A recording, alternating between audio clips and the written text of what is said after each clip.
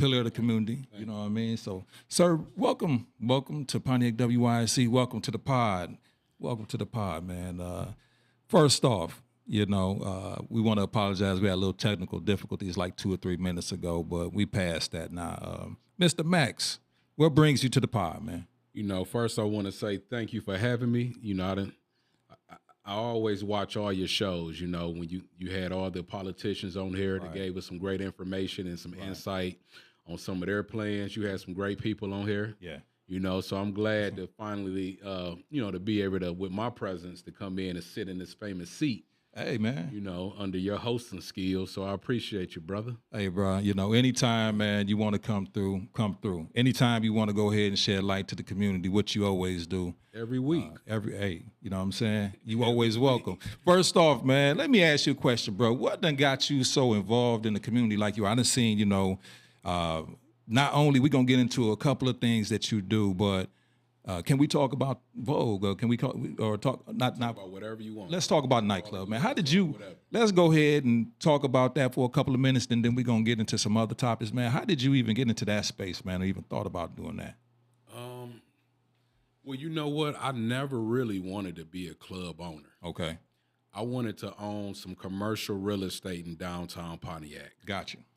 However, I'm good friends with the person that owns it now. Shout out to Lauren Guzik. Okay. People may not know Lauren. He's real low key. He's from Chicago. He's a Chicago investor, and he owns a few properties downtown. Because of Lauren Guzik, this is why the people of the community were able to shop at Yaktown Don't Backtown with Sean Preston. Okay, got you. Go and see art at Ivan Quinez's shop. You know what? I got to go there. I haven't been there yet. I'm going to do it this weekend. Absolutely. Beautiful place. All right. Come to Vogue, because it was investors like Lauren Guzik who gave local people a chance to be able to open up their business and have downtown as a home for their storefront. Okay. So I will say that networking, that's what got me down there, knowing people, having a good character, showing people that I know how to run a business. I've been a downtown business owner for about 11 years. Wow. But that's how I got into it. I'm going to be honest. It was a birthday gift. Word. That's how I got Vogue. It started off as a birthday gift. Wow. Hell of a birthday gift, bro. I need a birthday gift like that, y'all. For real. Honestly, so it was presented to me. Yeah. It was like, hey, Max, it's your birthday. Why don't you throw yourself a birthday party? I never threw myself a birthday party. Yeah. But then I thought about it. I said, well, this the whole nightclub. Right. I never threw myself a party. Let me go ahead and do it. Gotcha. When I did it, I reached out to Cuddy. Shout out to DJ Cuddy, and I reached out to at the time I reached out to Keisha. So I reached Keisha Leonard. Okay. So I reached out to the best people who I knew that could make this party pop. Right. And the party was a success. Gotcha. So after that, me being an entrepreneur, I'm looking like, okay, the business is for sale. Yeah. Then my brain and everything started working. I'm like, you know what? I'm gonna buy this building. Damn. So, but however, because I have a felony on my record, you can't just go and get a liquor license. Yeah. But however, you can manage a license. Okay. So you can work under somebody. Okay, got you. And manage that license, and they would consider after a year or so and say, you know what? And give you Even one. though you're a felon, you've been working with us, you've been doing good business, we give you your license. Right. So I said, you know what? I'm going to open the club. But however, my goal was to always buy the building. So that's how I got involved. Damn, man. I mean, honestly, bro, number one, that was a hell of a birthday gift. Number one. Absolutely. Number two, for you to have that mindset to be able to take it to that level. You know what I mean? To even think about, what I want to buy. I want to be an owner. I want to go ahead and have a footprint. But I did know also, not only with Vogue, but before that, you had your workout facility or your training facility down there, right? On it's crazy, on the whole opposite end, basically. Yes. You know what I mean? So, you already had that entrepreneurial mindset. What made you, what made you do that? Was it because previous things that happened and say, hey, I got to make I got to make opportunities for myself because nobody's going to give them to me. What was it? You know, that was a big part of it. At the time, honestly, you know, I started off owning a gym for almost like 9 or 10 years. Yeah. And even though health and wellness is my passion, however, you know, unfortunately, in a city like Pontiac, it's not really the ideal place where you're going to find people to really pay high-end prices Right. for a smoothie or for working out. So even though I was a gym owner, I always made investments on the side to make sure that I can live the lifestyle that I wanted to live. Gotcha. So I was always rehabbing houses. Okay. Even though I didn't promote it, but I was getting the houses off the demo list, fixing and flipping. Wow. And learning how to actually flip and rehab houses on the side. Yeah. So I was always an entrepreneur outside of my passion. Okay. Wow. Yeah. That's a that's a good thing. You didn't just rely on one thing. You already had another stream or another thought of income. Not only that, being in the position of where you took more other interest in, you're able to create opportunity. Absolutely. So doing what you're doing, it seems like everything that you're participating yourself in or involving yourself in is an opportunity to create opportunity. Mm-hmm. You know what I mean? So I love what you're doing right there.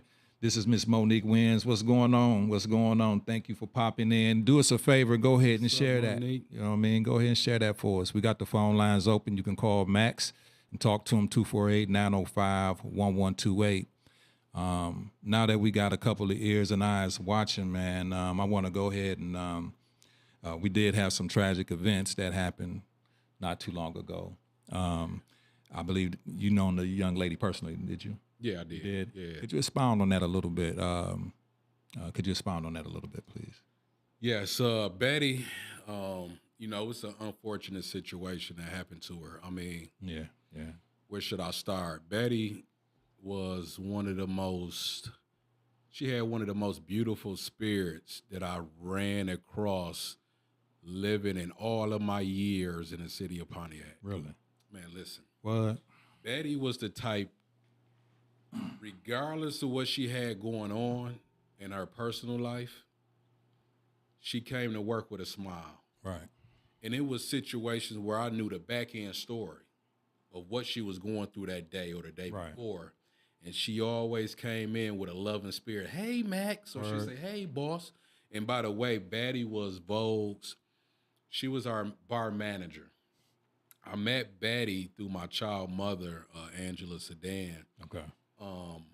And she had enough faith in Betty. Because I'm gonna be honest. I was looking for, in my mind, because it's a nightclub, let me hire someone with maybe more experience that ran a nightclub, maybe got a degree in sales and management. But something stuck out about her Something about her. She didn't even, at the time, she didn't even have a full confidence in herself. Yeah. She wanted to come to just be a bartender. Right.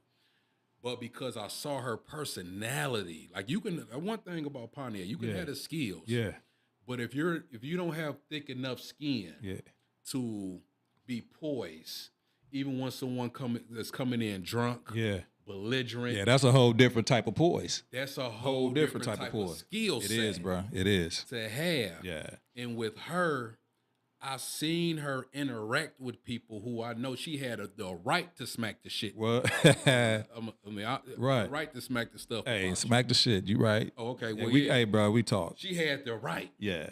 But however, she knew how to be mature and poised enough to respond with love and customer service to unarm you and everything that you tried to pour onto this. Yeah.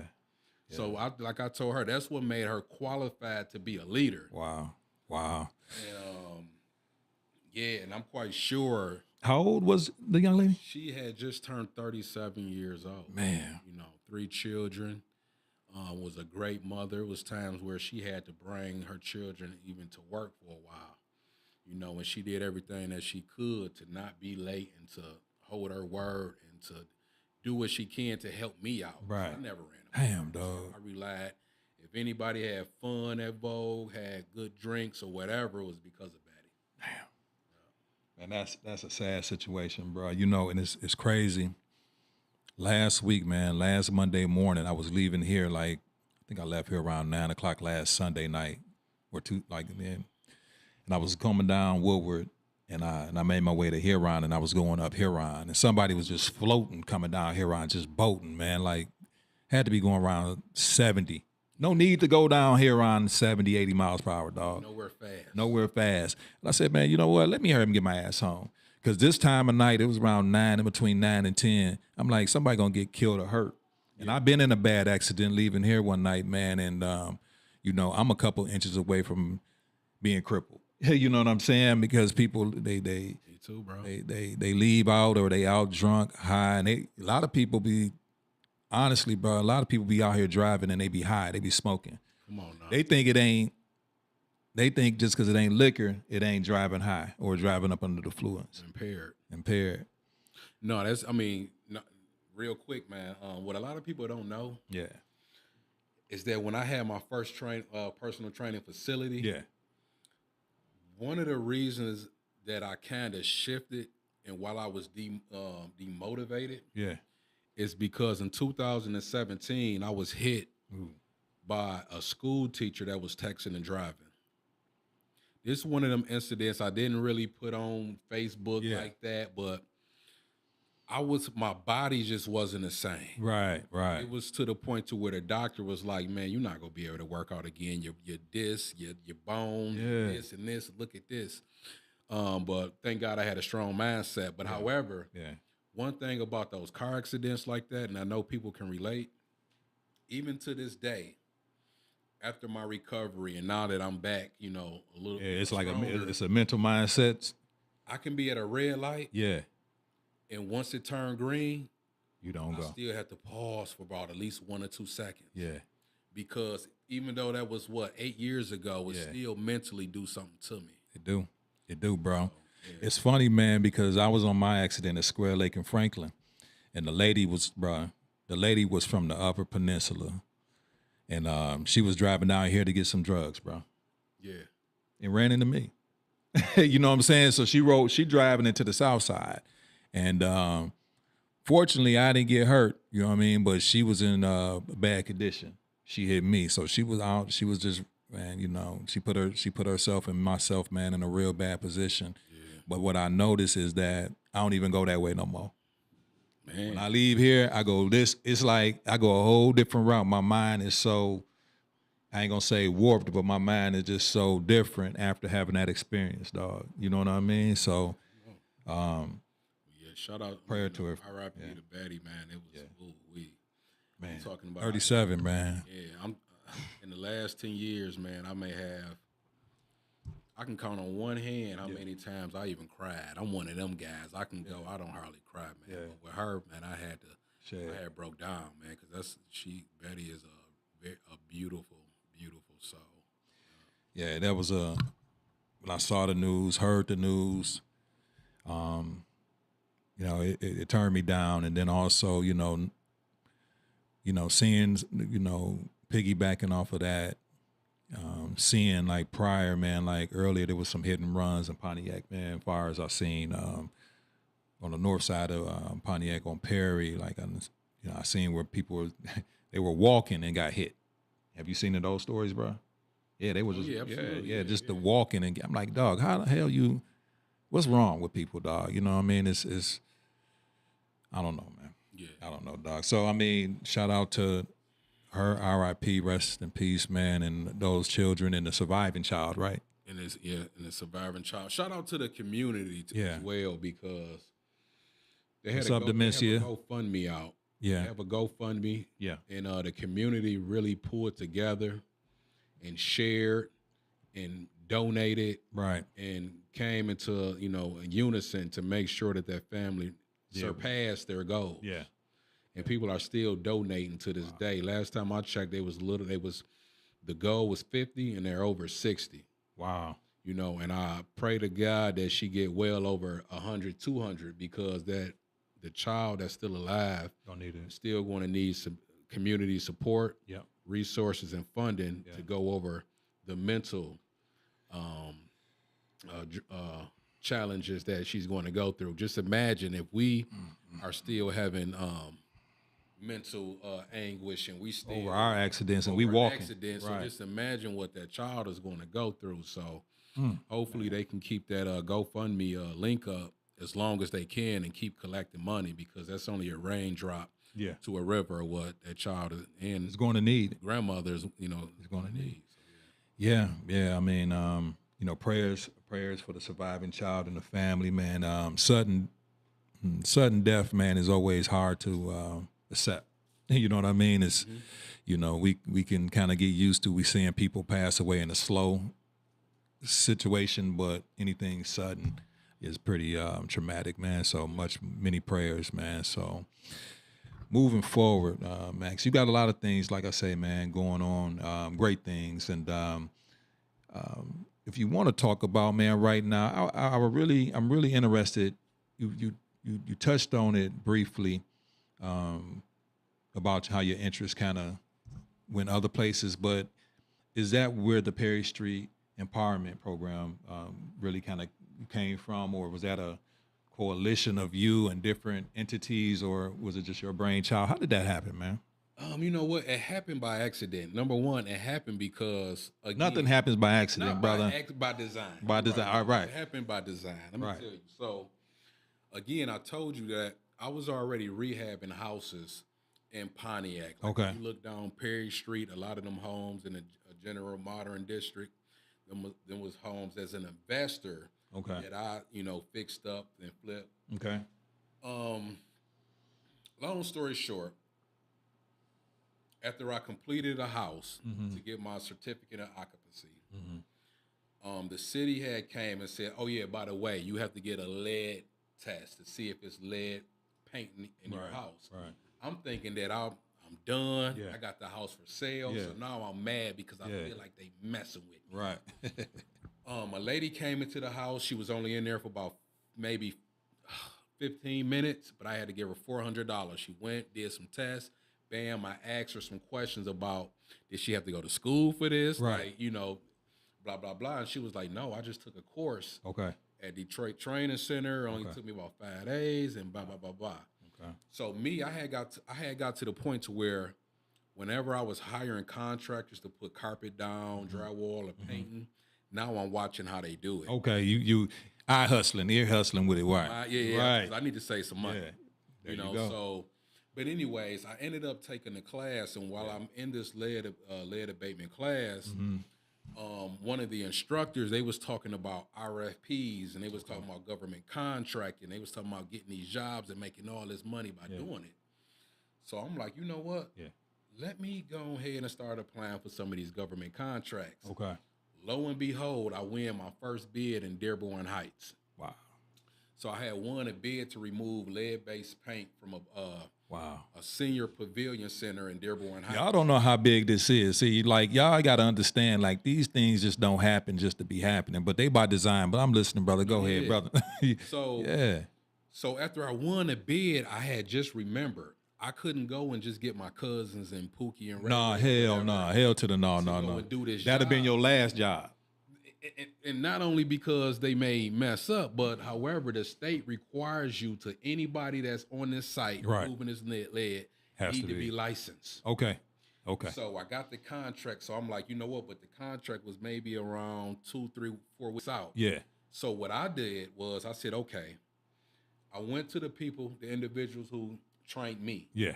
I said, listen, if y'all can come to Pontiac, I guarantee I can get y'all at least 20 people in y'all class. Wow. Now, I need 20 people to get in this class. I need at least 6 or 7 to get their license from the state in order for me to eat. Yeah.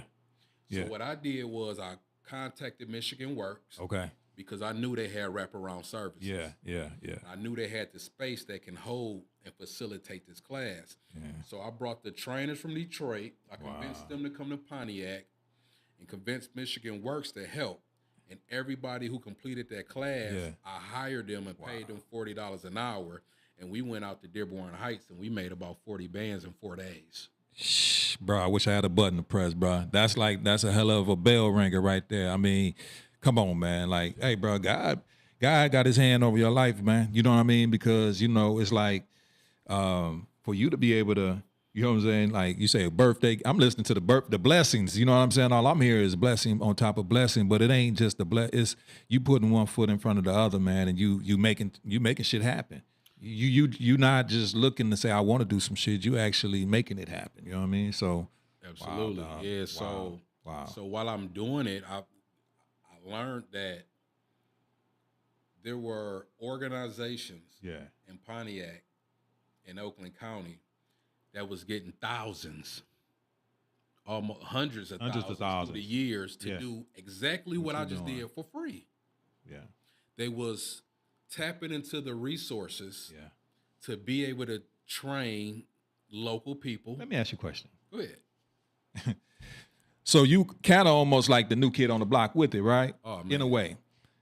Nah, but you know when you the new kid on the block, man, there's not no controversy. You know what I'm saying? But when you the new kids on the block, it's always somebody like, who the hell? We know who he is now, but you know what the hell going on here? Yeah. Wait, he was doing this. Now he into that. It's some gatekeeping going on. You know, a lot of time, and especially in a community like Pontiac, man, it could be some real gatekeeping. So. Have you found difficulty with that? It sounds like you jumping over the gates. You don't need the gatekeepers can't really. It sounds like closed the front door on me, but I hopped in through the chimney, and dusted off the ashes. But I mean, you have to realize this, bro. Right. Pontiac is one of them cities, to where you have to realize it's damn near 4 generations of families that's benefiting off of your demise. Yeah. They have nonprofits and organizations that get paid thousands of dollars to make sure that you have because you can't handle your mental health. Yeah. Because you won't do nothing preach, about your health. Preach, man, preach, dog. Because you keep saying that you're unemployed. Yeah. Because you're They need you to be all that way. Yeah. A guy, people like me that's coming in saying, oh man, y'all been working on this program. Y'all ain't produced nothing? Yeah. Oh man, Max, they don't want to work. Yeah. Okay, I'll show you they want to work. Yeah. Yeah. You just don't know how to communicate with them. Right. Oh, Max, they don't want to get into. So wow. I come in with the passion, with the plan, and putting my own money out of my pocket and investing. I'm not just waiting for the government to give me a check. I'm coming. You coming with the plan? First. Yeah. That can be kind of almost embarrassing, or people will feel like it's a lack of money. Yeah. So they feel like this is another person trying to tap in and trying to take it. That may take some of my money because they don't have the entrepreneur skills to turn one into two when it makes some shit happen. Right. What they relying on is what the government go give them. Absolutely. So a guy like me, you know, is a little dangerous to him. I get exactly what you're coming from. Yeah. What's up, Mel? Mel, do us a favor, and if you could, she's saying, what's up, Max, to you. What's up, Melly Mel? If you could share it, I would appreciate that. 248-905-1128. If my eyes ain't failing me, what's going on, Isha Branner? What's happening? Isha? So yeah, please share this if you could. We got Max Maine in the place to be. You just said something important, man. Like you jumped over the gate because a lot of people, man, unfortunately, don't want to pass, like they say, the plug, more or less. You know what I mean? Or they want to keep you in a subservient position where you're asking them to help you get to the next level. And it looks like you ain't. That's what make leaders, man. And that's why you're able to go ahead and create opportunities. You can only create opportunities, man, when you get out on a limb anyway. So that's what you're doing. Man, do you know how many nonprofits will have to shut down if everyone got their shit together? Focused on getting their shit together? For real, though. If everyone focused on becoming homeowners. Yeah. If everyone decided to get a job, if everyone, and I'm gonna talk about it later, if everyone said, hey, let's use Section 3 to get off Section 8. You get what I'm saying? If everyone said, then do you know damn near 90% of the nonprofits? Pontiac remind me of the history of Africa. Do you know how when the people that's living in Africa is poor? Yeah. But they get to watch outside people come in and diamonds, get the gold, and get all the resources, and just leave and go back to their own country. Yeah. Because the city don't have mechanisms in place. We need motivation, and we need something more than prayer. You get what I'm saying? We need something more than motivation. Yeah. So it's not forced, but the people, again, it's like Africa. We get to watch. You get to watch while they buildings get built.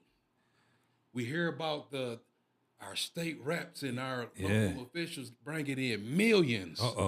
But there's no plan for that money to come down the pipeline to lift the community up. Well, now that you done said it, let's talk about it. Look, well, matter of fact, we seen, and we just gonna double around, man. I mean, merry-go-round this thing. But I just saw you a week and a half, 2 weeks ago, downtown, right? You when spoken, you spoke well at the city council meeting, and you were speaking about what you just spoke about, right? That there are buildings going up, there's opportunity around us, but people are not getting it. Getting it. So what's the problem with that? Why they not getting it? Where they need to go to get it, and who they need to contact? Or is it just to say, hey, we are giving you opportunity, but you're not knowing where to go get it from? You know what I mean? Like, is the semantics what's happening? Yeah, you know what? That's a loaded question. But phone line's open. One thing, for sure. I mean, you know what? Right. From my experience, once I got out of survival mode, I was able to open my eyes up to what was going on in the community. When I was able to own my first piece of property, I started paying attention to who was throwing trash on my streets because you was lowering my value of my home. Yeah. So it's going to take people to know, like the Bible say, it's never a lack of nothing. If I can take care of the birds and the animals, then I can most definitely take care of you. Right. And besides, the personal development piece, it's very important for the people to stay in tune when it comes to the resources that's in your community. Once you start following the resource, once you identify a problem, then you have to know that a city like Pontiac, there's nothing but funding and organization that's getting paid to help you in your community. Yeah. And you have to realize that if it's any elected official, they're there to serve you. They're not there to figure out everything. We elected them because us as the people, we put them in place to kind of be the mouthpiece for the people. It's not that we work for them. We need to go to them and say, hey, here's the problem. That's what we need. We just saw that you got $2 million in CDBG funds. We just saw that you got $37 million in ARPA funding. We just saw that we about to spend $10 million on the bridge. We the people, we want to know how we can get involved to help our. Matter of fact, here's the answer. Right. We need to start going to certain people and asking them how they're going to fix it. We need to come together and say, man, how we gonna fix this? Yeah. Or this how we agree to fix it? Hey, here you go, Melanie. Here's our solution. Right. We need you, and we all agree that this is going to work. We need you to make that happen. Right. We need to start putting so much on their plate, like they're the know-all, to be-all, and the genius. They just like us. They trying to figure it out. We're not coming together, giving them the solution to make their job easier. So that's one reason why. Well, I mean, when you were speaking, that was a great point what you said and how you said it. When you were speaking a couple of weeks ago, what were you talking about? Anything in particular? Were you talking about the project that's the revitalization of downtown with and opportunities with that? So just to reiterate, I spoke about how the city of Pontiac, and I'm glad. Number one, I'm so happy that we're going through this process, the revitalization of downtown. Right. I'm very excited about it. I think it's going to bring in the foot traffic that the downtown business owners been complaining about that we don't have. Right. It's going to bring in a lot of people to our stores and a lot of investors. So I'm so happy about it. I'm looking forward to that. However, I'm disappointed that we're seeing things get built, buildings go up, but the people are not being built up with it. 250, over 200. Why haven't they did that? I mean, look, bro, and I told you this. Yeah. Not to cut you off. They had a couple of meetings, they had a couple of meetings downtown that I attended, and you know, there was a process, or there is a process. And I think I saw you at the first one. Mm-hmm. You were there? Yeah, we was there. All the meetings, bro. I don't miss them. So, you know, and then they telling you X, Y, and Z and this and that. Okay, you do that, and then you don't hear nothing back. You know what I mean? I mean, you know, I haven't seen anybody get any response back. That's just from my perception. That's because the city doesn't have ordinance, doesn't have community benefit agreements. All right. And doesn't have certain mechanisms that our neighboring cities, such as Flint, Detroit, and other cities have. So no way to enforce this. The contractors and the business owners, and to give them some teeth in it to encourage, to motivate the prime contractors that's coming in, getting these bids, to even deal with us. What I spoke about was something, just to start off, is different mechanisms, but what I'm trying to educate certain contractors on is something called Section 3. All right. If you heard of Section 8 with HUD, then it's something called Section 3. Got you. Section 3 is a law that HUD designed to make sure that if any municipality, city, or anyone receives HUD funding, that 25% of those labor hours need to go to a local contractor. It was designed for organizations that receive HUD funding to go into the Section 8 homes and people and workers and to say, hey, we want to give you some contracts and we want to give you some jobs to empower you to get up out your situation. It was designed for that 25% of the funding can at least go towards training programs like ours, so that whenever y'all do come, because for the past 15 years, 20 years, they had come to a city like Pontiac and say, we couldn't find nobody that was ready. Right. We couldn't find anyone that had the skills or had the manpower or the money or whatever to for us to do business with.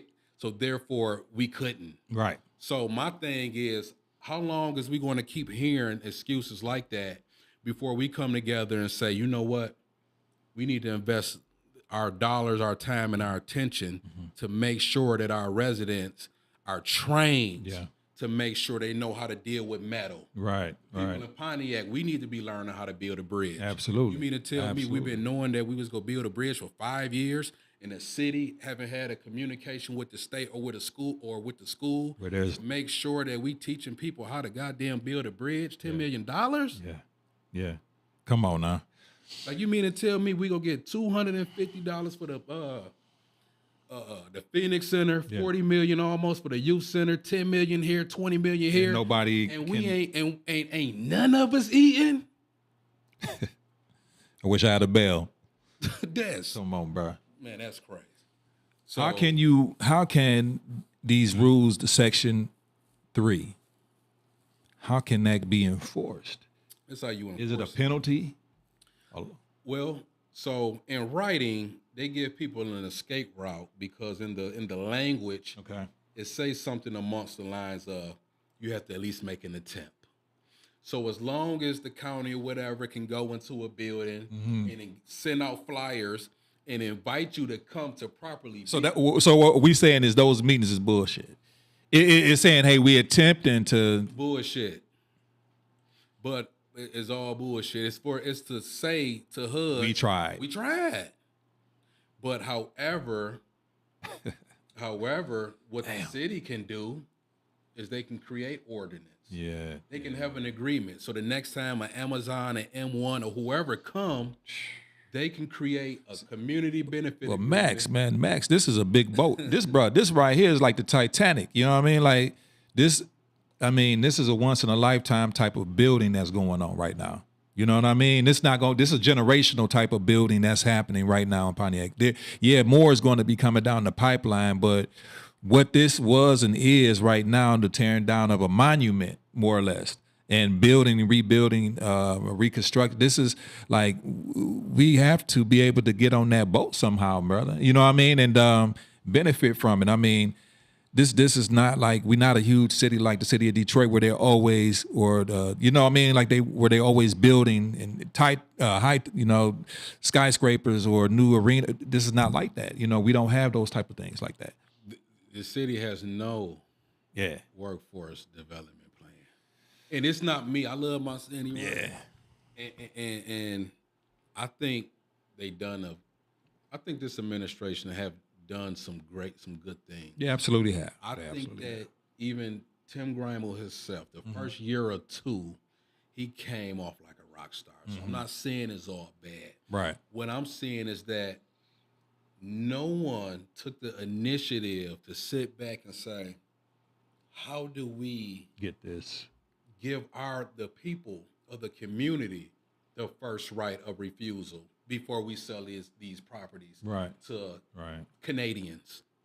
How do the people and the local business owners, if we want to do business with these Amazons, well, let's at least create some type of agreement to where our local Pontiac people can get that little ass cleaning service. Yeah. If we're going to give you tippers and tax credits and land and all of this stuff to come, you mean to tell me that nobody in Pontiac got nothing? This shit is crazy. Like, hey, what dollar bill was it? Tell whether you get nothing. Nobody ain't even cleaning the goddamn windows. Bro, nothing. You get nothing. You mean to tell me this is what ain't nobody saying nothing to the people that you voted on? So brother, come on, man. But you can't tell, okay, at the end of the day, and you just made a great point. At the end of the day, there are people that are, we might not have hundreds and thousands of people that's qualified to do the contracts or whatnot, but we do have one or two or three people around here that's able to do them. And if we don't, where the money at to train them? Where the money at to train them? But why are those people having to, not being able to get those contracts? The ones that are qualified, because there are people here that are for certain things that have to do with this construction or this whole process.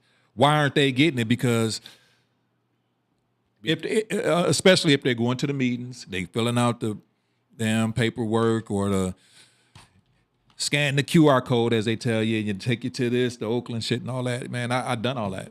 You know what I mean? Like, I got to the point I like, you have? Yeah. Okay. Yeah, I done it, but so I just said I think that's a case by case. Yeah. I think there is some situations where one thing about local contracting, right? Yeah. One thing that holds low-income Black people from getting these big contracts is because a lot of them can't get a performance bond.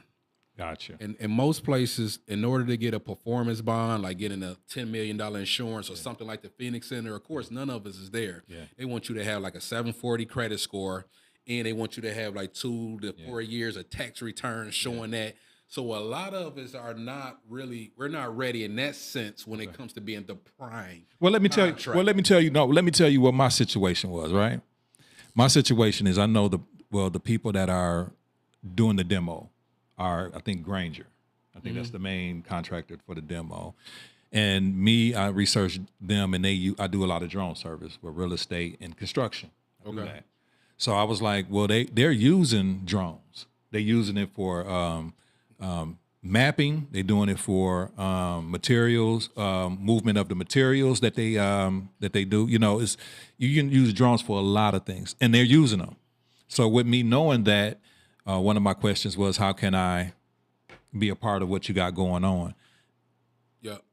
I went through the steps. I ain't heard nothing. And then I just said, sometimes it's about, one thing about, not even just Pontiac, anywhere. Sometimes it's about who you know as well. True. And it's another saying that one of my good mentors, shout out to Alan Bishop, taught me, squeaky wheel get the oil. So maybe you just wasn't loud enough. Well, maybe it's about that time then. This is why I call tomorrow. Yeah, this is why I'm here even speaking about it. I'm gonna make sure that the world hear me. Right. This message, I took this message all the way up to Washington, D.C. Yeah.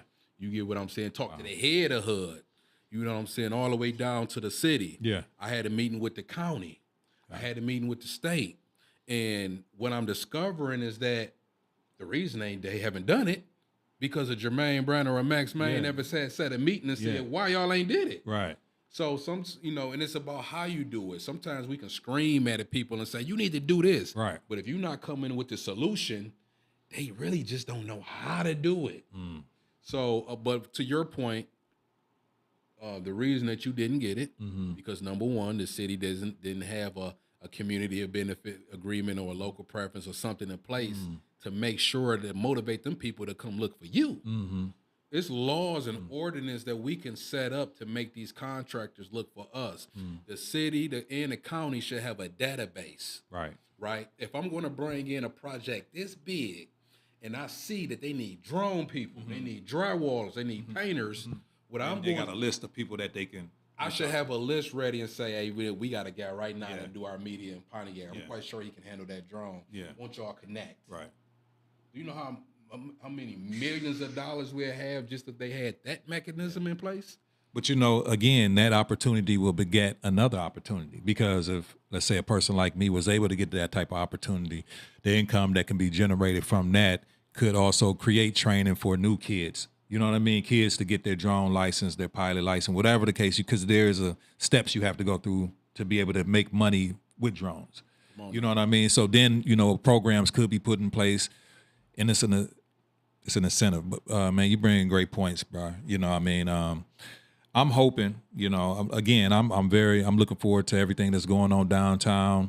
I know it's going to be wonderful, but to your point, I would like to be able to see more participation with local businesses that's already here, or people like yourself that's doing, or that's in the field of real estate construction and things like that, to be able to get a piece or a slice of the pie, because it's only right.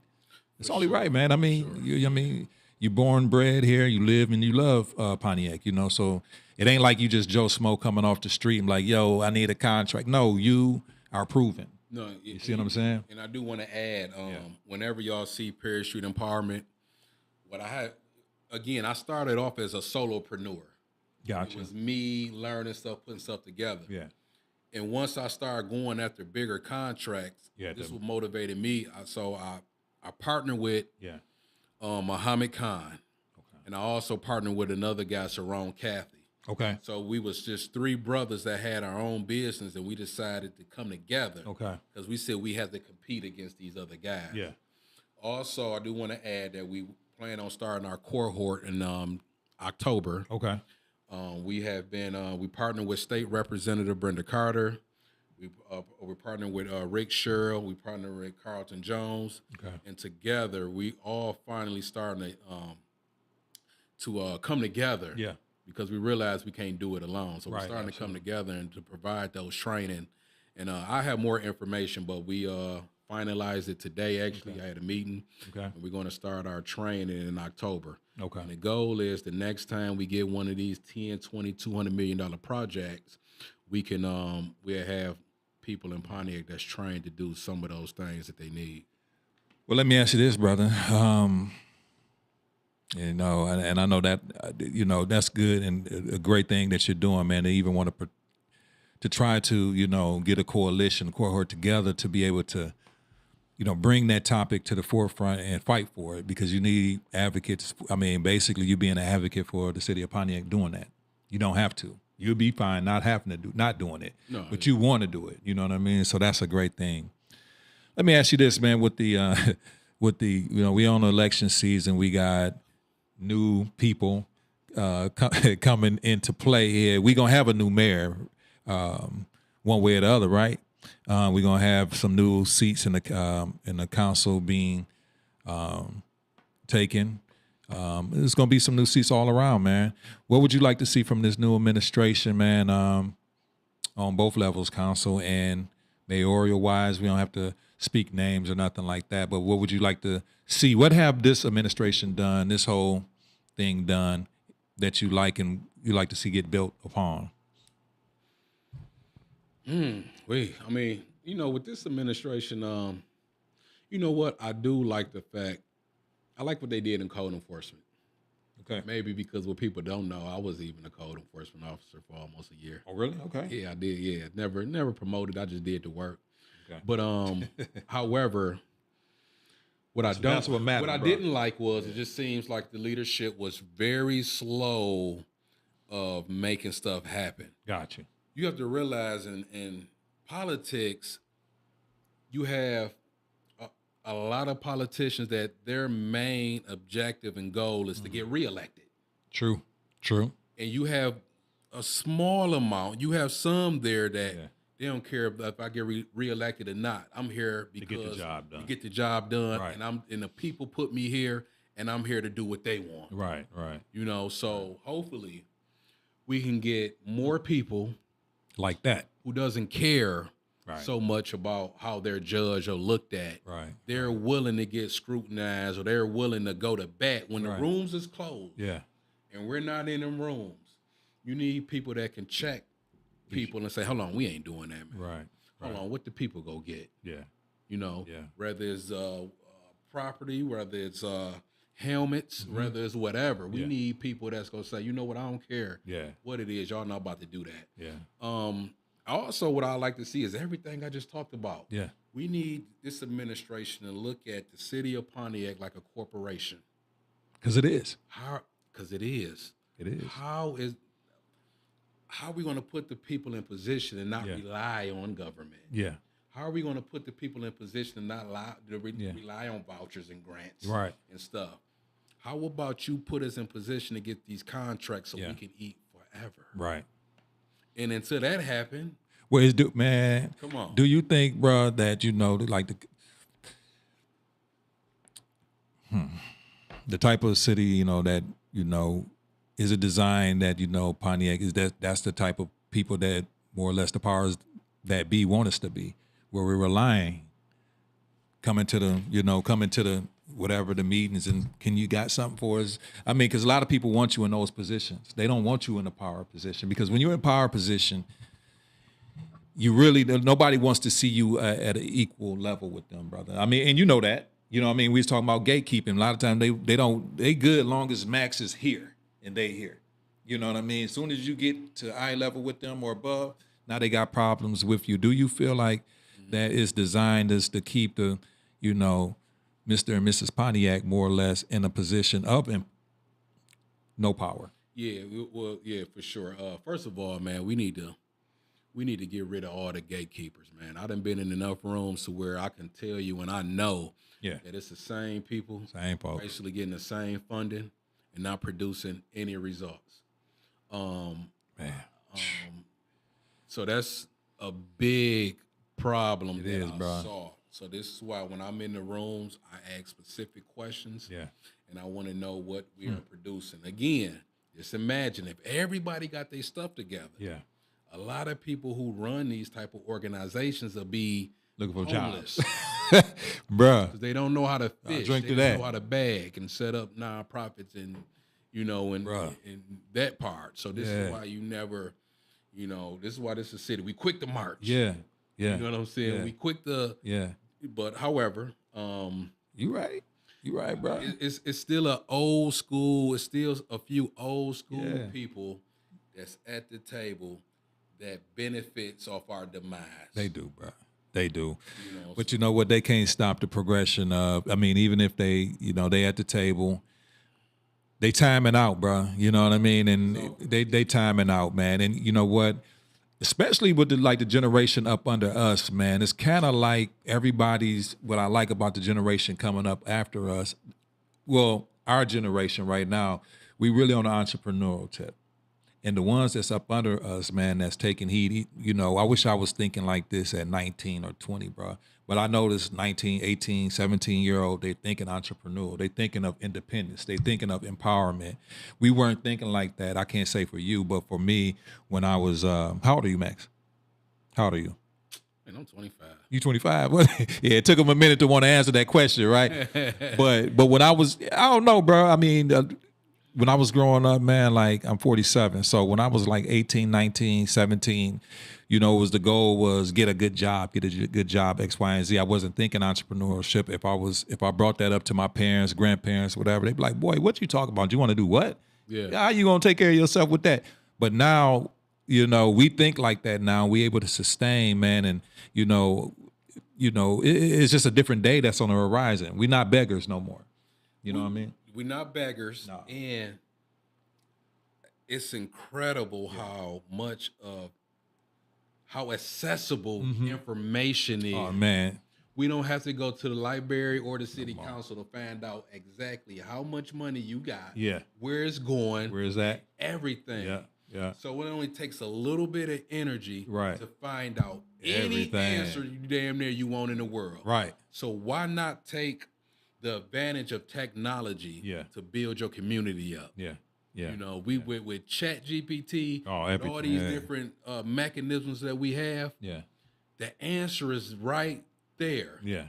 So it's just time to get creative. Man, I tell people all the time, like, man, we are surrounded by resources. Oh, man.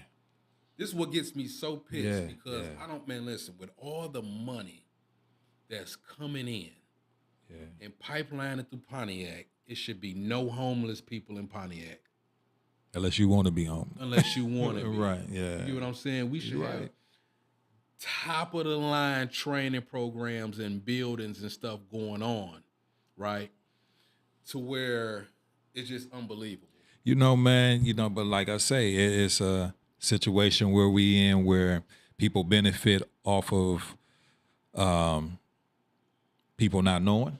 It's a benefit. It's a benefit for people being in need all the time. You know what I'm saying? And it's not a benefit of knowing, teaching a man how to really fish, like you said. It's not because, long as I can get you begging me, long as I can get you in a subservient position, that's where we at. Let me ask you this question, man. I don't want to keep you too much longer because I know we going, but you're good. In order for businesses to thrive and people that want to come to Pontiac or want to build in Pontiac, man, we got to have safety. Safety. Safety is a forefront. Then we hearing all this safety talk in different parts of the country too, and things like that, man. And what do you feel about, because you being a business owner downtown a couple of times over at this point, and doing building in Pontiac, how do you feel about crime? How do you feel about how we can curtail a lot of this or what's going on? I know, what do you feel about that? Because it really affects you because you're a builder, you know what I mean? You're a builder and you're a business owner of a brick and mortar establishments, you know what I'm saying? How does this affect you? And what is, some of the ways we can kind of get this shit underway right away, man? Because I think we're battling against the perception of what people think Pontiac really is. Oh, all right. My biggest hurdle is being in Detroit and being outside of Pontiac. Yeah. And when I tell people, like, come to Pontiac, they're like, oh, what's Pontiac? I had that. I heard, yeah, dog. Like, hold my purse. So I think people think that it's more dangerous than what it is. And we know we have our... it's like anywhere. We know where to go. Right, yeah. However, here's my thing. I'm a solution-based person. Gotcha. I think all of the funding that the sheriff department is getting, don't get me wrong, we need our sheriffs. Okay. But I just don't see too much money being allocated towards proactive. What could be one of the proactive things then? Proactive things is we come up with programs and we get that young man that people can come to. Here's the thing. All right. How can I beef with you, fight with you, shoot with you if I'm at work? True that. How I don't even have the time. Yeah. When we was growing up and stuff. Like if I'm busy at the Boys and Girls Club. How could I have playing basketball? If I'm busy at Parachute Empowerment learning how to drywall. Yeah. Or if I have more program and training to be productive, to lift up my self-esteem, to look in the mirror and feel more responsible, to feel more manly, and to be more responsible for a family. How do I got time? How do I have time to beef with you? Right. We're in a situation that we're in because of idle time, lack of mentorship. You get what I'm saying? So I said I don't have the full answer, but I do know that it's going the way that I lifted myself out the mud.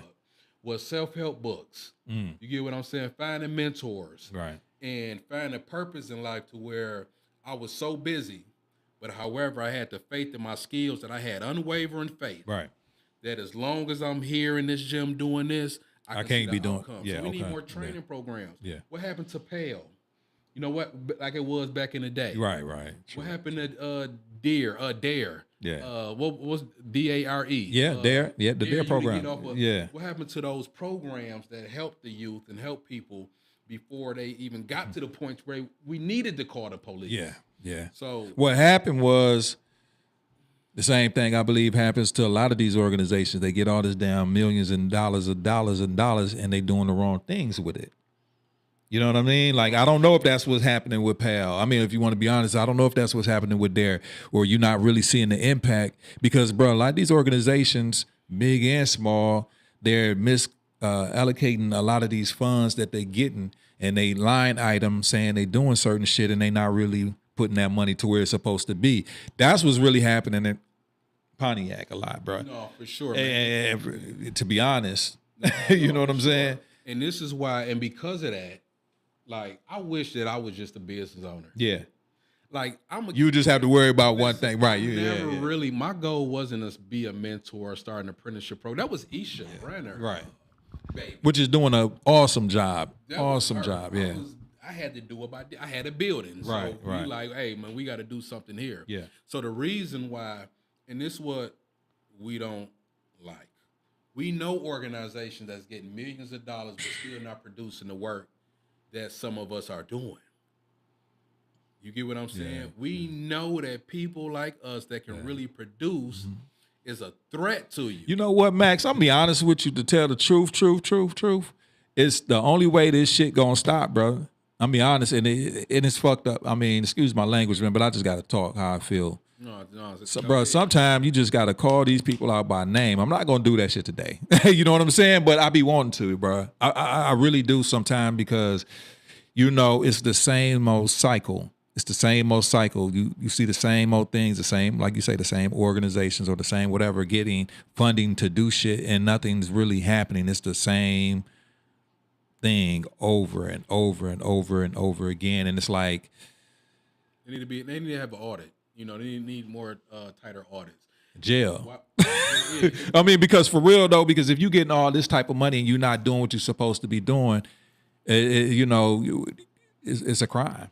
You know what? I ain't saying jail, but you know what I mean. But for real, I get it. Your first 2, 3, or 4 years in business, it don't be that they stole or whether it's nonprofit. They had to learn how to do it. How to do it right. And they thought their plan was solid until it took 2 or 3 years for them to. Yeah. So it wasn't that they stole and nothing, just that their plans didn't work. Okay. I'm speaking about the organizations that have been around for a decade or more. Yeah. That year after year. That's what I'm saying, bro. Yeah. They getting all this pool of money. Yeah. They're not working with the local people who have a direct pipeline to the people. That the people feel comfortable with, can speak the same language, the same everything, and get better results. This is one of the only cities that I know. I've been in Dearborn a lot, so I see how they move. So I come back here and I get mad. Right. They cohesive out there. They don't need Max. I don't care how great I am in this city. They don't need you. They got a Max. An organization out there to mentor their children. Yeah. They don't need me to come out there and do nothing because they keep everything in the community. Yeah. We the only city that need people from Canada. We need organizations from down south to rock our block when we should be rocking our own goddamn block. No shade. We the only people who need people that never grew up from here. Yeah. You know what I'm saying? That grew up in the country. Right. You get what I'm saying? Bought a little house on the east side or whatever, and they started one of the biggest nonprofits, blah, blah, blah, to cater to your needs when they don't even really understand you. Don't even understand the culture. So you mean to tell me we couldn't get together? And this is why I made a stat. Man. When it comes to like the people we put in position. Yeah. You mean to tell me our own high school that's been in this city for X amount of years couldn't produce nothing? Yeah. We can't produce the mayor. You mean to tell me we can't produce the governor? Right. We can't produce the head of goddamn Ocean Lighthouse. Right. You mean to tell me that we gotta live? Everything is outside. This cycle of being saved by somebody. Yeah. Man, what am I spending taxes for? Yeah. Well, if you feel like that, then maybe I need to go live in these other places. That's how you feel. That's how some people feel, and that's why people leave. Right. Ever since, at least when GM was here, we was known for producing cars. Yeah. What are we producing? Yeah. What is our school system? Yeah. What is the city? What is any... one thing, listen, here's what I can say. Here's what I think. Great question, man. What are we producing? When I was downtown, I like that. As a downtown business owner, and correct me if I'm wrong, whether it was Max Out Anytime of Vogue, I had some of the most, my business had like the most black employees in downtown. Wow. That you could see physically. Yeah. When you walked in the gym, you saw black people had jobs. Yeah. When you went inside of Vogue, from the security staff to the bartenders to the vendors, you started seeing people that have jobs. Right. But this is what happened when you empower your own and put them in position. We start hiring our own. Yeah. And then now the household medium income actually increases when it's me and 50 of me's is out here thriving. Yeah. So unless and until we make sure we go to council, make sure they put mechanisms in place, the county to put mechanisms in place, and we start training and we start getting the funds to put ourselves in position, we're never going to get anywhere. Man, that's that's important, and everybody. That's why I feel like it was important that Max got an opportunity to speak on some of these things, and and because he's a solution-based person. I mean, of course, we all know the problems that are at hand, but if you're just bringing and talking about the problem without bringing a solution or some sort of rectifying the problems, who are you? You're not producing. You know what I mean? So right here we have a producer, Max Maine. He's the man. You know what I mean? Like I say, I've seen his work. I'm getting to know him better through the years going on. We pass a lot, and we all contact with the same people. But this brother is a positive influence in the community. He's somebody that hey, Miss Bowman, he's somebody that the community can. As we see, depend on, because he's, I'm gonna tell you, when you go down to a city council meeting, bro, and just as hard as it for the people that be behind the dais, the council and the council president and the mayor and all that, it's still that hard for a regular person, a Joe Small like me and you, to go and talk too. Because once we put ourselves out there on Front Street and talk our opinion, we open ourselves up to a can of worms too. So for you to be able to get up and go and talk, and you're not promoting anything. You up there you really talking about, where the lack of, and you guys need to get on your job, or there's a problem we need to fix. I'm educating, You didn't come in malice. You came in education, but also, hey, look, something wrong here. Hey, listen, I have all their phone numbers. Right. So when I want to cuss them out or talk to them, I treat Pontiac like how you supposed to treat your house. Right. You get what I'm saying? When the public is watching, I know the world is watching, I'll smile. Yeah. Like, this is my brother. I love you. Yeah. Behind closed doors, I'm going to tell you a piece of shit. Right. You get what I'm saying? And that you ain't doing shit. Right. So if I go down to City Hall, it's not my job to embarrass. Right. No, you didn't do that, bro. Oh, man, y'all help. Ain't nothing. Right. They stealing. They did Right.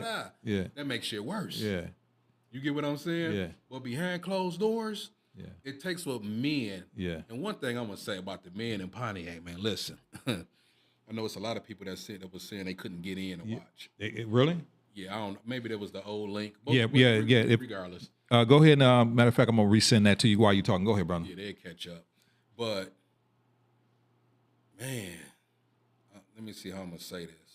Yeah, while you're talking, I'm going to go ahead and send you the men in Pontiac, man, we don't carry no weight, bro. We don't carry no weight, man. We don't have no balls, man. Word, are you like? I feel that way, man. I feel like, man. No, you know why? Because they're afraid to lose their position. Man, they have a reputation to uphold, and this is one of the reasons why I go live, because I say this: I really don't have a reputation to uphold. My reputation is good work. If a person hiring me to do some video contracting, they guaranteed to get they work. Other than that, I'm still a person that want the best for Pontiac, and if I have to say something you might not like, don't mean I'm. It's just because people don't want to lose their position that they feel that they have. Absolutely. That's what it is, bro. And, I can't say this because it's going to offend a judge, or this is going to offend so-and-so. That's what I think it is, That's bro. because they never learned how to fish. You get what I'm saying? They spent their whole life eating out somebody else's hand.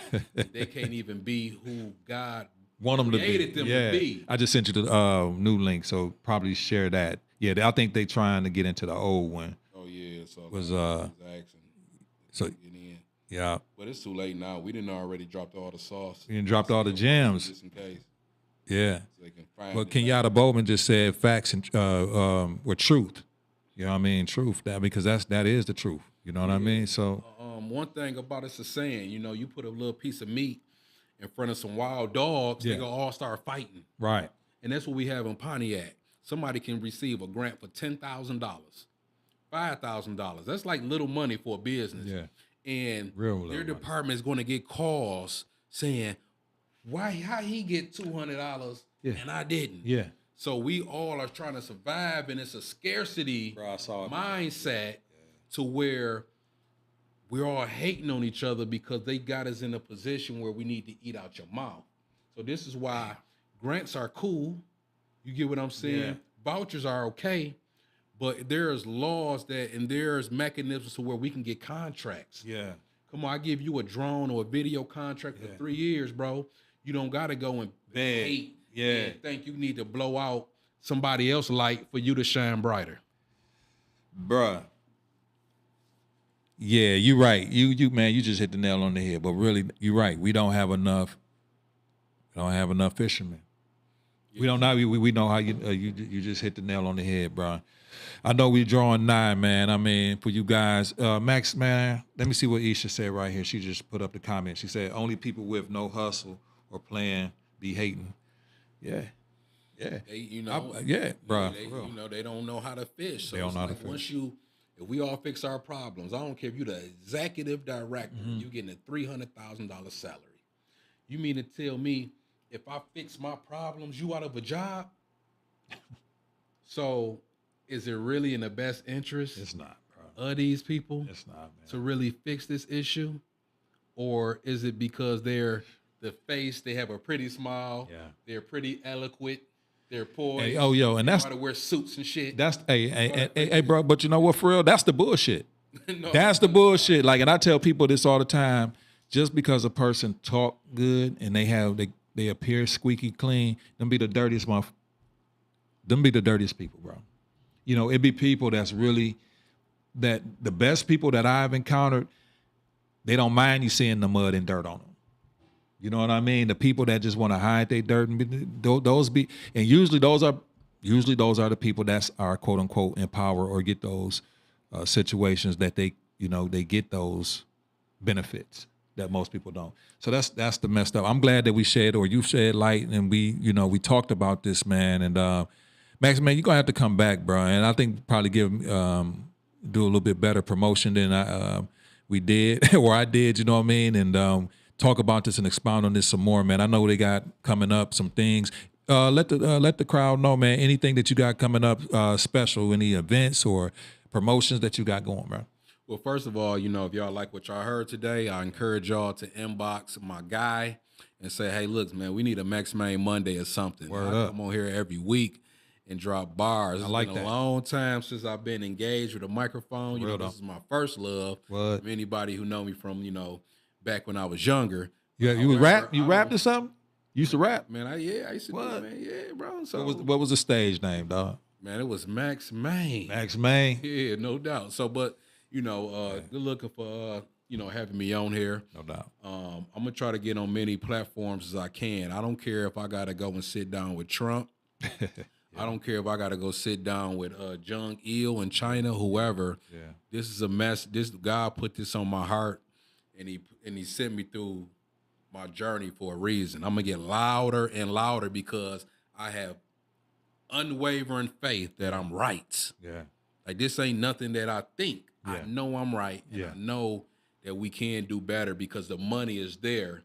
We just have people in place who never even don't know how to handle, never had $50,000. Yeah. So when we put them in leadership position, thinking that they're entrepreneurs and they have all the answers, but really, they need our help. They just need to listen. They need to listen. And, again, it does come down to we can have all these great ideas and all these things to help the community and want to help the community and help people and empower people, but it all comes down to the funding.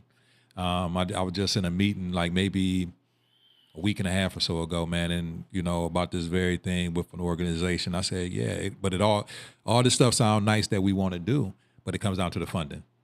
And getting it so you can actually implement what you're trying to do. Yeah. That's the hard part, really. It's the hard part. But again, people have to be boisterous about the middleman and these gatekeepers and these organizations. Right. that have been get funded, like you had 10, 20 years to try. Move out the way, and let some of the smaller people eat. Yeah. Stop hating on this on this woman or this man because they're locked in with the people. Yeah.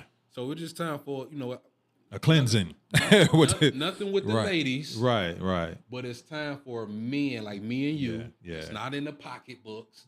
It's not trying to get reelected. Yeah. To come together and say, hey, man, listen, man, they just got $10 million over there, man. What we going to do? Yeah, how we going to? You mean to tell me we're not going to set up nothing in place so the kids up under us can have something to look forward to? And that's what it's about. I mean, that's what it's about right there, bro. Max, I want to say thanks, man, for popping on, bro. And we might have to explore that Max Maine Monday. You know what I mean? Every other week or every week. I do like that though, bro. I do like it. You know, you know what? It ain't gonna do nothing but get bigger and better. What DeMar say? He say passion doesn't equate to leadership. It's a great, you know what I'm saying? Just said something great right there. You right, DeMar? Yeah. DeMar, another good brother that's in the Pontiac city that came up. So we got a lot of good guys, man. It's just, you know, that's just what it is.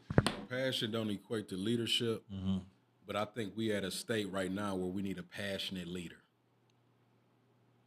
We need a passionate leader because even when the money isn't there from an entrepreneur state, when that money wasn't there for me to really open up a gym or do nothing because of passion, right? I was going in the house only making $10 or $15, because I was passionate. Yeah. So it's that passion that's gonna keep you, even though the person time is up or you're not getting paid. Sometimes it takes passion. It takes empathy and sympathy. You know, it takes for me to be able to relate or to look at kids that look just like my son. You know, to know about some of the culture and to grow a passion for you to make me go outside of my way and give you that alley-oop you need. Yeah. And I think fake passion is what we've been getting.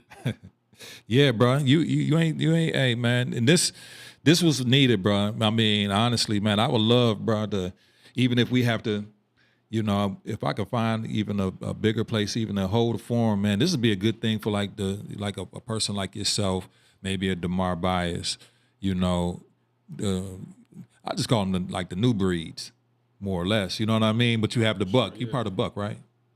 Are you part of Buck? You part of Buck? Yeah. You know, where do they meet? It's downtown, right? No, so Buck actually meet in different locations. Different locations? Yeah. Okay. So there's no set place. No set. You know, we show up when needed. Okay. But and, you know, hopefully organizations like Buck, other MIP. Yeah, MIP. I've been seeing that. Yeah. Groups and silos is going to be it's going to use our passion, right? You know, it's going to use our leadership skills to, instead of working in silos, come together. It's going to take for us to come together. Yeah, you know. Yeah. And I learned that by being, when I went to Washington D.C. Yeah, it was like, what city you from? Pontiac. Oh, y'all don't even vote. Y'all don't even come together, so I don't even gotta listen to you. Y'all don't even vote.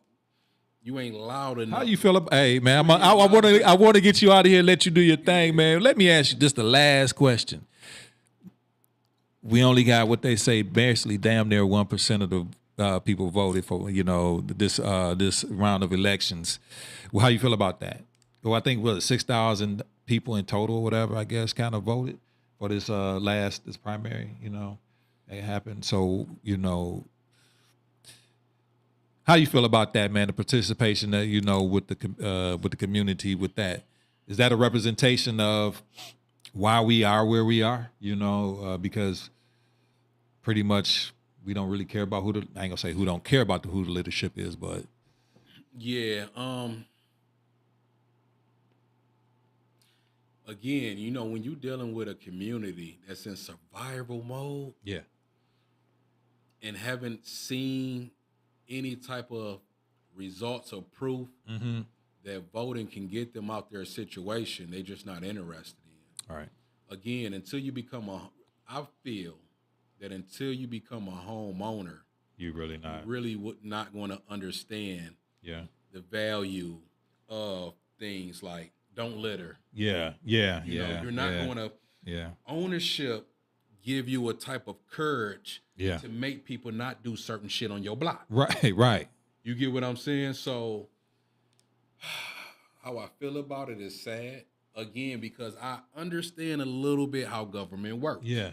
Whether you believe in this candidate, it's important for you to vote for us to show the people at top on the federal level that they need to listen to us. They need to pay attention to us, because we can make or break if you get in that seat. Right. So if the state rep, if the senators, they're looking at Pontiac and say, man, they don't even vote. We don't even need to entertain them because they can't even get their people to vote. Yeah. Then that's what we're dealing with. So it's a sad situation, you know. What did DeMar just say? You can see that brother said primary elections are historically low. But you can have to make people understand how important their vote is. As Max said, our voices aren't heard because we don't vote. No, I witnessed it firsthand. Yeah. You know what? I was fortunate enough to actually sit in a room in Washington, D.C. and for an individual to look at these people in their eyeballs and say, hey, we need you to give us $1.5 billion because you have neglected us. Mm-hmm. And I was able to see and hear them agree with that statement on a federal level. Wow. But the question after that was, where are you from? How many people voted? Wow. Basically, you want us to listen to y'all. Vote. Get your ass y'all up. need to learn how to come together. Yeah. Because right now, I'm only looking at between 5 people, and I'm judging you. Yeah, based on how effective are you to put me back in office. Right. True. And it's wrong. But right, but it makes sense. But it's the way of the world. It's the way it go. Get out and vote, and maybe we can get a little bit more money. Yeah, absolutely. Solve some more problems. Melanie, I know you said you tried to call. The phone been open and right next to me. It ain't moved. That's for sure. Max, any last words, man? Before we check out of here, brother. Well, I want to say shout out to Melanie Rutherford. She was one of them individuals I was speaking about, that she doesn't care, but her image, what people are going to say about her. That's what I like about her. That's secondary. That's what I like about her. First thing about her is the people, her doing what she can for the people, and then the repercussions after that comes. Right. And you have some people, they're worried about, how am I going to get reelected? Who shouldn't I piss off and who should I make happy? And you have some individual that say, man, I don't give a damn about none of that. Right. How am I going to make sure that our kids, the women, get what they need? How am I going to make sure the seniors get their money that the administration promised? Right. How am I going to make sure that we keep screaming workforce development, but we haven't even issued out the money to the people that we supposed to give it to. So I'm going to make sure I walk in the room and demand, so we just need passionate people, but like DeMar said, passion doesn't equate to leadership, but I'm quite sure we can produce people that have both. Yeah, I think so. Wow. With that being said, man, thank everybody for participating and, commenting. There's going to be more of that. We might, Max might have to really sit down and think about the Max Mondays. Max, the Max Out Monday. I don't know however it go as far as the naming of it, but it might be something you have to think about, brother. If y'all like that, man, want y'all donate to what he got going on. I don't know if you got a donate button or something. Hey, you know what? I'll make one. Yeah, man. Put my cash app up that joint, but yeah. If y'all really want us to really get on here and go live in a, no holds bar, but to still put the city in a good light, but spread the truth, man, y'all inbox him, let him know y'all want me back. But, the best way to show that you really support something is with your moolah, baby. Oh, yeah, with your pocketbook. For real, with your pocketbook. Yeah. But thank you, though, bro. Yeah, you got it, man. And it was a pleasure, man. And I'm always happy when, people do visit the space, and come out and, talk about whatever their platform is. And like I say, this is a place where a person can actually sit down and talk and tell the truth, how they feel. I mean, the good thing about this place, Max, is, man, that people done sat in these seats and cried. People done sat in these seats and told their truth, and been unfiltered. So I'm very proud of what these seats have produced. You know what I mean? And today was another Man, I'm proud another of you, opportunity. man. Oh, People thanks, like man. yourself and you, the Zales and the jogging trails and the the Lonnie Browns and the people that's behind the camera. Yeah. You get what I'm saying? Y'all are still the people that put the light on what we're doing. Yeah. But you beautify it. Yeah. You get what I'm saying? You turn it into a piece of art. So I appreciate what you're doing for being able to be to reiterate and to echo what we're doing. And thanks, brother. I had to get here. I was jealous. What? Hey, man, you know, but the door's always open. You know what I mean? And it you know, this is that type of place, bro, where you can come. Finally, that you came. Now you see what it's all about. Because sometimes it's all about just getting here.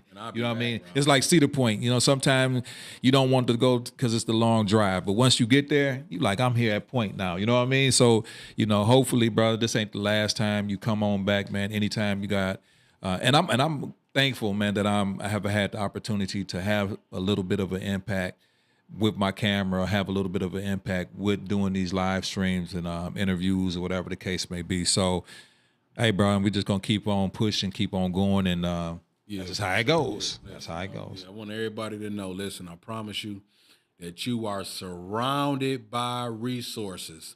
A lot. It's up to you. If one door closed, if one person say no, that means not right now. Yeah. So you have to demand, make sure when the front door closed, you go through the chimney, make sure you demand a meeting, go down and be heard. And remember, especially in this city, it's the squeaky wheel that gets the oil. So if you ain't saying nothing, then that's on you. Yeah. Damn. And with that said, people, keep going. Keep going. Keep going. And we going to get back with y'all real soon. One love, y'all. Peace. Great interview, dog. Great interview, man. Listen.